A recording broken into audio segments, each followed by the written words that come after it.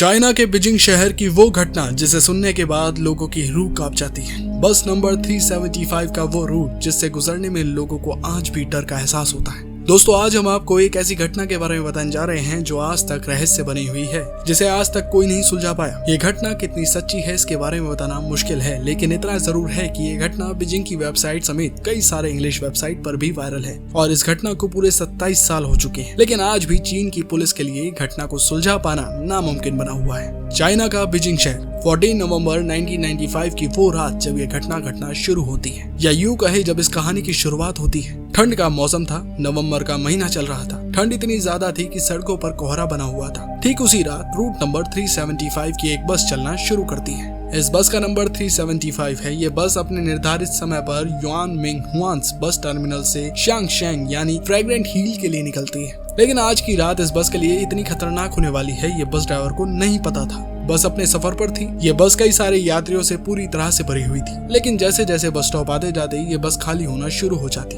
क्योंकि यात्री धीरे धीरे उतरना शुरू कर देते हैं। अब बस पूरी तरह खाली हो चुकी है। बस में सिर्फ एक ड्राइवर बचा था और एक लेडी कंडक्टर बची थी। इस बस को फ्रेग्रेंट हिल जाना था, लिहाजा सफर काफी लंबा था। अभी 7 स्टॉप बचे थे और साथ ही आधी रात भी हो चुकी थी। सन्नाटा पसरा हुआ था। जंगल और गांव के बीच ये बस चल रही थी। इस सुनसान रास्ते में 1 से 2 स्टॉप के गुजरने के बाद ये बस समर पैलेस स्टॉप पर जाकर रुकती है। यहाँ पर एक वृद्ध महिला, एक 19 साल का लड़का और एक कपल चढ़ता है। यंग कपल ड्राइवर के पीछे वाली सीट पर जाकर बैठता है। लड़का गेट के पास वाली सीट पर बैठता है और वृद्ध महिला ठीक उस लड़के के पीछे वाली सीट पर बैठती है। बस अपनी मंजिल की ओर चलती जा रही थी। माहौल एकदम शांत बना हुआ था। बस में इस समय 6 लोग मौजूद हैं, जिसमें 4 यात्री हैं, एक कंडक्टर है और एक ड्राइवर है। जिस रास्ते पर बस चल रही थी उस रास्ते पर कोई इंसान मौजूद नहीं था। इसकी वजह कोहरा भी हो सकता है, क्योंकि उस समय कोहरा घना था। बस चल रही है और 4 स्टॉप गुजर चुके हैं, लेकिन अब अचानक से 2 लोग सड़क पर खड़े हुए नजर आते हैं। इसे देख पहले तो ड्राइवर सोचता है मैं बस नहीं रोकूंगा, क्योंकि ये लोग जहाँ खड़े हैं वो कोई बस स्टॉप नहीं है। लेकिन फिर महिला कंडक्टर के समझाने पर ड्राइवर मान जाता है और बस रोक लेता है, क्योंकि वो लेडी कंडक्टर उस ड्राइवर से कहती है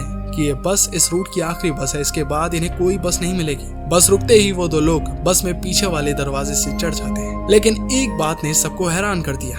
वो 2 लोग जो बस में दाखिल हुए थे वो 2 थे ही नहीं, वो 3 लोग दाखिल हुए थे। उन 2 लोगों ने तीसरे व्यक्ति को अपने कंधे के सहारे खड़ा कर रखा था। उनमें से 2 लोगों का सर साफ दिख रहा था, जो कि सफेद था, लेकिन तीसरे का सिर नीचे और झुका हुआ था, बाल बिखरे हुए थे और उन तीनों ने ही चीन की प्राचीन पोशाक को पहन रखा था। ये तीनों ही बस की सबसे पीछे वाली सीट पर जाकर बैठ जाते हैं। अब बस में अशांति का माहौल ना बने इसलिए महिला कंडक्टर पहले ही यात्री को बोल देती हैं कि ये 3 लोग शायद किसी नाटक कंपनी में काम करते हैं और देर रात होने की वजह से अपनी पोशाक उतारना भूल गए होंगे। इस समय बस में 9 लोग सवार हैं और बस में जो वृद्ध महिला सफर कर रही थी वो बार बार पीछे मुड़कर देखती रहती है उन 3 लोगों को। और फिर जैसे ही अगला स्टॉप आता है, यंग कपल उतर जाता है। ये बस नंबर 375 फिर से चल पड़ती है और अब बस में 7 लोग मौजूद हैं और अभी भी ये वृद्ध महिला पीछे मुड़कर उन 3 लोगों को लगातार देख रही है। इस वृद्ध महिला को वो लोग कुछ अजीब से लग रहे हैं, लेकिन बस में मौजूद सारे लोग अपने आप में व्यस्त हैं। महिला कंडक्टर ड्राइवर से बात कर रही है। वृद्ध महिला के आगे बैठा हुआ लड़का बाहर के नजारे देखने में व्यस्त है। अब बस 2 से 3 किलोमीटर तक ही चलती है। उसके बाद वो वृद्ध महिला जोर जोर से चिल्लाने लगती है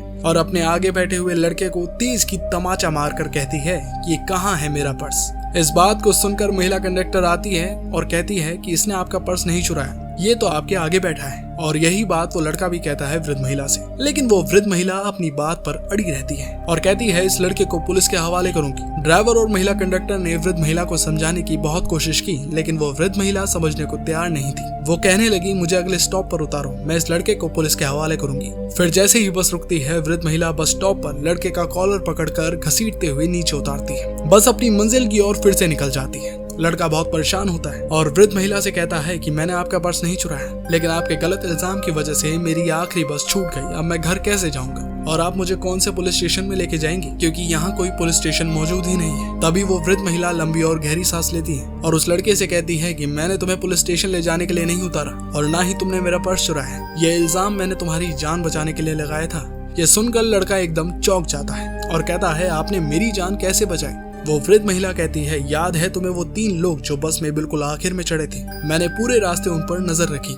मुझे वो तीनों ही बड़े अजीब लग रहे थे, लेकिन जब रास्ते के दौरान मैंने उन्हें देखा तो उनके कपड़े तेज हवा चलने के कारण थोड़ी सी देर के लिए उड़े थे और ये देख मैं डर गई, क्योंकि उनके पैर ही नहीं थे। मुझे अपनी आंखों पर बिल्कुल विश्वास नहीं हुआ था। ऐसा लगा जैसे मानो मैंने कोई सपना देखा। लेकिन फिर मुझे उस तीसरे व्यक्ति का चेहरा दिखा, जिसे देख मैं समझ गई कि ये कोई इंसान नहीं है। फिर मुझे जितना जल्दी हो सके उस बस से उतरना था, इसलिए मैंने तुम्हारे ऊपर पर्स का झूठा इल्जाम लगा दिया। फिर लड़के ने बोला, आपने ये बात उस ड्राइवर और कंडक्टर को क्यों नहीं बताई? वृद्ध महिला ने बोला, उन्होंने इस बात को गंभीर रूप से नहीं लिया, उनका कहना था ये आंखों का धोखा है और कुछ नहीं। फिर वो वृद्ध महिला और वो लड़का पुलिस स्टेशन जाते हैं और पुलिस वालों को सारी बात बताते हैं। वो पुलिस वाले भी इस बात पर विश्वास नहीं करते और उन दोनों को घर जाने की सलाह देते हैं, और साथ ही पुलिस वाले उन दोनों को आश्वासन देते हैं कि अगर कोई घटना घटती है तो पुलिस वाले जरूर कार्रवाई करेंगे। फिर वो वृद्ध महिला और वो लड़का घर चले जाते हैं।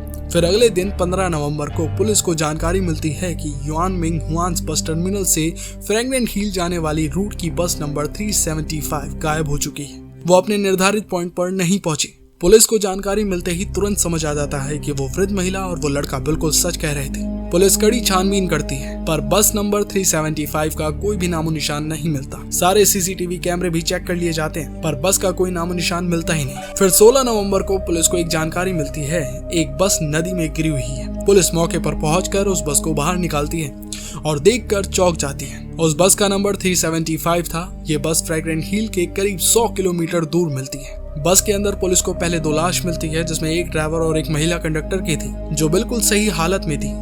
इसके अलावा जो 3 लाश मिलती हैं, वो बिल्कुल सड़ चुकी थी, उसमें से बहुत बदबू आ रही थी। डिपो से संपर्क करने पर पता चलता है कि बस में इतना फ्यूल था ही नहीं कि ये 100 किलोमीटर तक चल सके। फिर जब पुलिस ने फ्यूल टैंक खोला तो उसे खून भरा हुआ देखने को मिला। इस खबर को 1995 की सबसे बड़ी घटना के तौर पर देखा जाता है। फिलहाल सच में उस वृद्ध महिला ने अच्छा दिमाग लगाया, जिसने उसे और उस लड़के को बचा लिया। आपको क्या लगता है कि वो 3 लोग कौन थे? वीडियो अच्छी लगी हो तो लाइक, शेयर एंड सब्सक्राइब जरूर करें। देखते रहें सुपर ज्ञान हिंदी। जय हिंद, जय भारत।